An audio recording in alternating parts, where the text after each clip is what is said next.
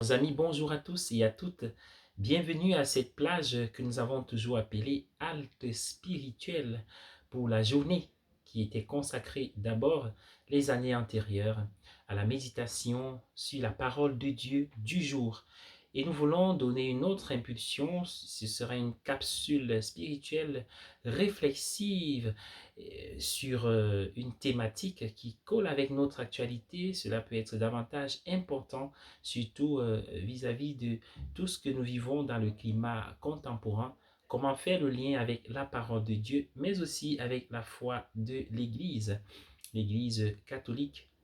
Par exemple, en ce jour, je vous invite à ouvrir avec vous une réflexion sur la toute-puissance de Dieu.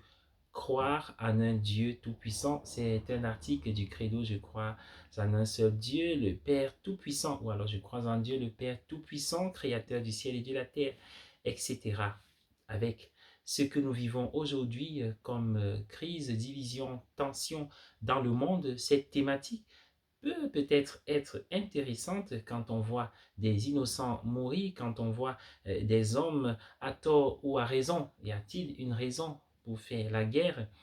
Déclarer la guerre, s'engager en guerre, faire, n'est-ce pas, faire usage des moyens non pacifiques pour la résolution de certaines crises sans rentrer dans la dimension politique de la question. Réfléchissons sur la toute-puissance de Dieu. Faut-il encore croire aujourd'hui avec ces cataclysmes naturels, avec ces scènes de violence auxquelles nous assistons grâce aux nouvelles technologies de l'information et de la communication, ou alors ces proches que nous perdons de manière tragique, ces connaissances ou même ces inconnus qui trouvent la mort au détour du chemin parce que les États, les peuples, les nations sont en guerre. Il y a longtemps que se multiplient les doutes à l'égard d'un tout-puissant immédiatement compétent en toutes choses. Avec le progrès de l'époque moderne, il ne sera plus compris ensuite au mieux que comme un Dieu thaumaturge dont la compétence est limitée. Voyons ce qui se passe avec le progrès moderne. En effet, il n'a aucun doute à formuler à l'égard d'un Dieu à qui on peut faire appel dans la nature et dans l'histoire, dès lors que notre science et notre technique humaine, notre économie et notre politique n'ont plus de réponse à donner ou que nous ne trouvons plus de réponse à nos problèmes personnels. Ce Dieu est souvent présenté comme le dernier recours lorsqu'on a épuisé tous les chemins. Oui, ce serait là un Dieu dont nous pourrions de plus en plus nous passer intellectuellement à mesure que nous progressons matériellement et spirituellement et que se développe la psychologie, un Dieu qui deviendrait pratiquement inutile et donc de plus en plus incroyable.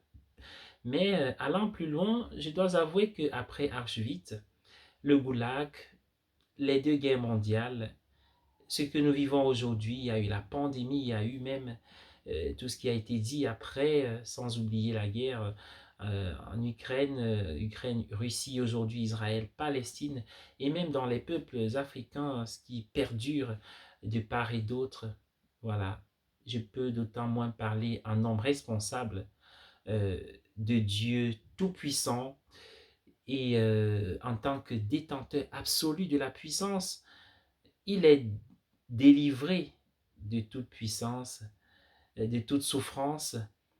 Un Dieu qui n'est pas atteint par la souffrance, mais n'en dirige pas moins toute chose, fait tout ou du moins pourrait tout faire s'il le voulait.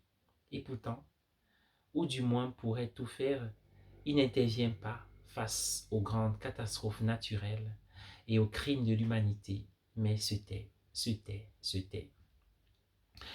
Tout-puissant en grec signifie pantokrator, celui qui règne sur toute chose, en latin omnipotens, qui peut tout. Cet attribut n'est pas d'abord l'expression de la force créatrice de Dieu, mais de sa supériorité et de sa puissance d'action, à qui ne fait face aucun principe indépendant de type minutieux ou politique. Voilà. Dans la traduction grecque de la Bible hébraïque, ce mot traduit le plus souvent Sabaoth, Seigneur des armées, alors que le Nouveau Testament évite précisément de l'employer, à l'exception de l'Apocalypse et d'une citation de Paul. Dans la patristique, cet attribut de Dieu est devenu l'expression de la prétention universelle du christianisme au nom de l'unique Dieu, et dans la scolastique, il a fait l'objet de nombreuses spéculations sur tout ce que Dieu peut et ne peut pas, parce que impossible en soi. Quand les constitutions de certains États modernes sont encore promulguées au nom de Dieu le Tout-Puissant, non seulement elles légitiment ainsi le pouvoir politique, mais elles posent en même temps une limite à l'absolutisation du pouvoir humain. Seule la foi éclairée en Dieu est en fin de compte une réponse valable au complexe de Dieu, comme disait Richter, qu'est le désir de toute puissance de l'homme. Dans le credo et dans nombre de prières officielles, on pourrait certes préférer d'autres attributs plus fréquents dans le Nouveau Testament et plus chrétiens, le Dieu plein de bonté, ou encore comme dans le Coran, le miséricordieux, ou précisément, si ce mot n'était pas si galvaudé, tout simplement le bon Dieu, pour exprimer ce qui, dans une perspective chrétienne, est sans doute la définition la plus profonde de Dieu. Dieu est amour. Nous sommes en Jean 4, verset 8 et verset 16. Dieu est amour. Nous reviendrons plus explicitement sur la question de Dieu et de la souffrance humaine.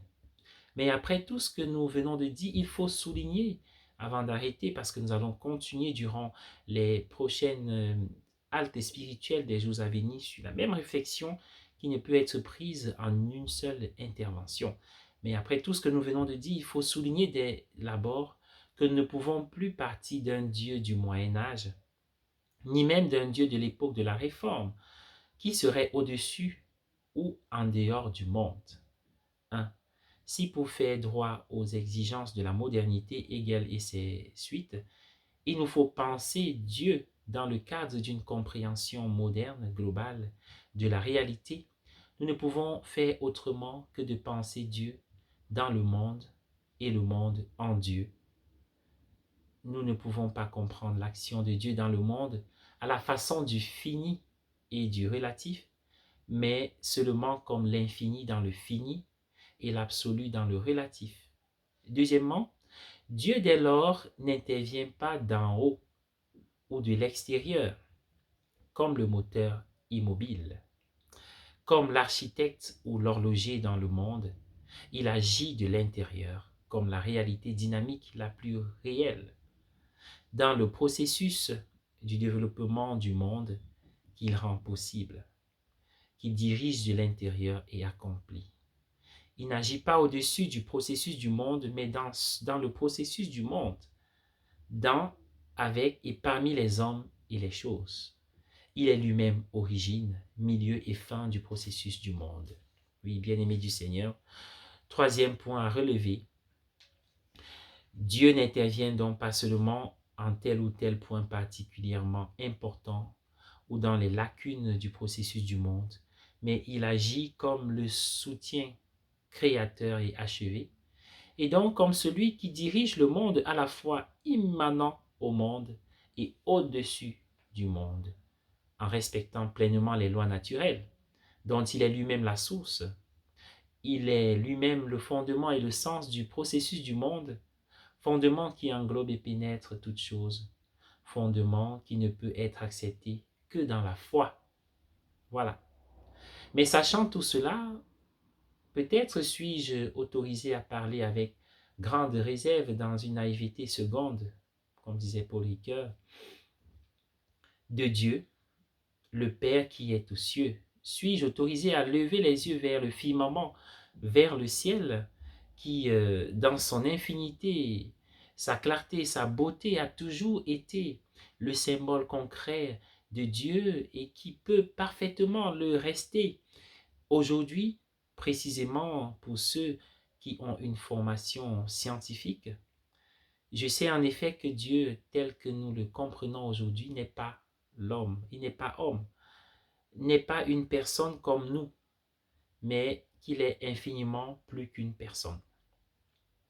Mais aussi bien que Dieu ne doit pas devenir un simple principe abstrait, non personnel, impersonnel, moins qu'une personne, Dieu est bien plutôt transpersonnel, suprapersonnel, l'infini même dans le fini, pur esprit, lui l'infini et l'insaisissable est la mer qui, en dépit de l'insensé de Nietzsche, ne peut pas être vidée.